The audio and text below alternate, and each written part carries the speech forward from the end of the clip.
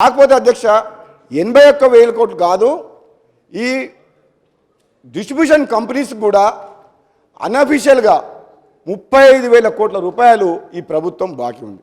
24 గంటల కరెంటు ఇవ్వాలని రైతులకు ఇవ్వమని మేము కూడా కోరుకున్నాం.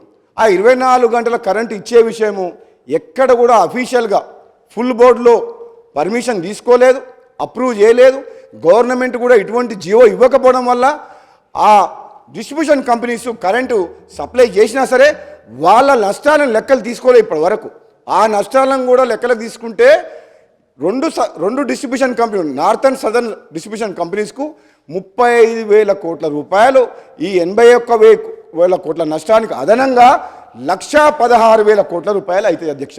ఇది ఆన్ రికార్డ్ చెప్తున్న అధ్యక్ష, నేను స్టడీ చేసి చెప్పిన, గతంలో కూడా నేను చెప్పిన శాసనసభ్యునిగా ఉన్నప్పుడు మీరు అనవసరంగా తక్కువ రేటుకు మార్కెట్లో పవర్ దొరుకుతుంది, మనకు 6 యూనిట్లు ఎన్సీఎల్టీకి పోయిన పవర్ ప్లాంట్స్ ఎక్కడ ఉన్నాయి, తక్కువ రేటుకి ఎన్సీఎల్టీకి పోయి మన తెలంగాణ గవర్నమెంట్ పార్టిసిపేట్ చేసుకొని ఆ పవర్ ప్లాంట్ తీసుకొని వేరే రాష్ట్రాల్లో కూడా పవర్ ప్రొడ్యూస్ చేసినా సరే పవర్ గ్రిడ్ ద్వారా మనం తెచ్చుకోవచ్చు.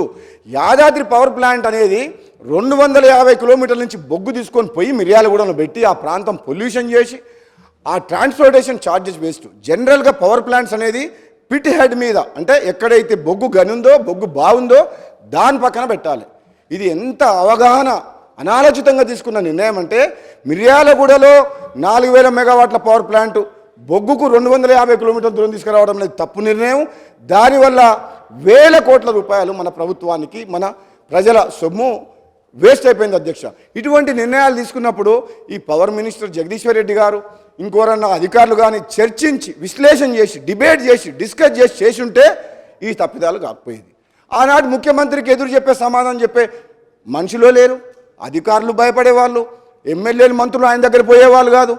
ఇటువంటి ఒక నియంత పరిపాలన టైపు ఆ 10 ఏళ్ల పాటు ఉన్న నిర్ణయాల వల్ల ఈరోజు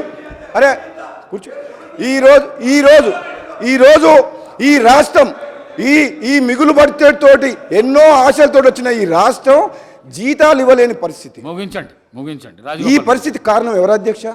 వీళ్ళు కాకపోతే ఇప్పుడు కనీసం మాకు మంచి సలహాలు సూచనలు ఏమంటే చేసిన తప్పులు సరిదిద్దుకొని ముఖ్యమంత్రి గారు చెప్పారు, క్షమాపణ చెప్పినా కానీ వదిలేస్తామని చెప్పిండ్రు. అది బానేసి ఎదురుదారికి తిరగడమైంది, చాలా తప్పు. మళ్ళా సోదరులందరికీ కూడా చెప్తున్నా, ఇప్పుడు 10 ఏళ్ల పాటు కొన్ని తప్పులు జరిగినాయి. మన ఆశలు, తెలంగాణ ప్రజల యొక్క కోరికలు, విద్య కానీ వైద్యం కానీ ఇండ్లు కానీ ఏం నెరవేరలేదు. ఈ కాంగ్రెస్ ప్రభుత్వం పేదల ప్రభుత్వం, పేదల రాజ్యం వచ్చింది కాబట్టి మీరు సహకరించండి.